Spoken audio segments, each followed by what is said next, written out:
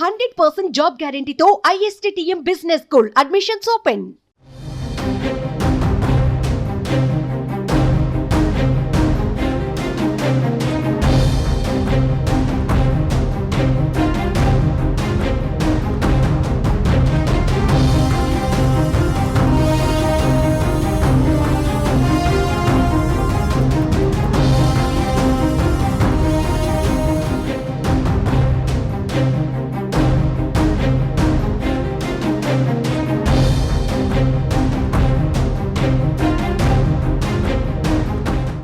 AP మాజీ ముఖ్యమంత్రి YS Jagan ఈ నెల 4న నెల్లూరుకు వెళ్లనున్నారు. అక్కడి జైల్లో ఉన్న మాచర్ల వైసీపీ మాజీ ఎమ్మెల్యే పిన్నెల్లి రామకృష్ణారెడ్డిని కలవనున్నారు.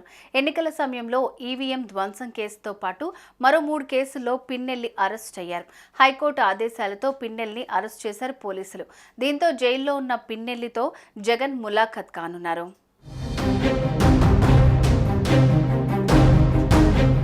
4వ తేదీన జగన్ 9:40 హెలికాప్టర్లో నెల్లూరుకు వస్తారు.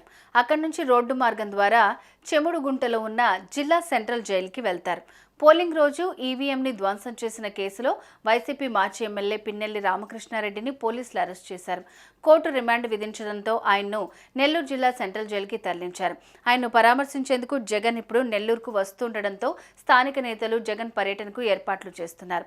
ఇక మాజీ ఎమ్మెల్యే పిన్నెల్లి రామకృష్ణారెడ్డిని కలిసిన అనంతరం మధ్యాహ్నం 12 గంటలకు తిరిగి పోలీస్ పరేడ్ గ్రౌండ్స్కు చేరుకుని హెలికాప్టర్లో తాడేపల్లి వెళ్లనున్నారు జగన్.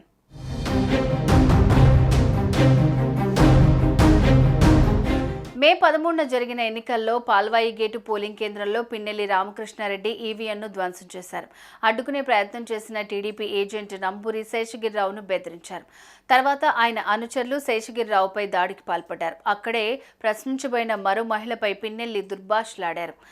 10ల సంఖ్యలో అనుచరులను వెంటబెట్టుకుని పోలింగ్ కేంద్రాల వద్ద హల్చల్ చేశారు. మరోవైపు డ్యూటీలో ఉన్న కారంపూడి సీఐపై దాడి చేశారు. వీటన్నిటికీ కూడా సీసీ కెమెరాలు, వీడియో ఫుటేజ్లు సాక్ష్యాధారాలుగా ఉన్నాయి. దీంతో పిన్నెల్లిపై 10 సెక్షన్ల కింద పోలీసులు కేసు నమోదు చేశారు. మరోవైపు ఆయన సోదరుడు పిన్నెల్లి వెంకట్రామరెడ్డి మాత్రం ఇంకా పరారీలోనే ఉన్నారు.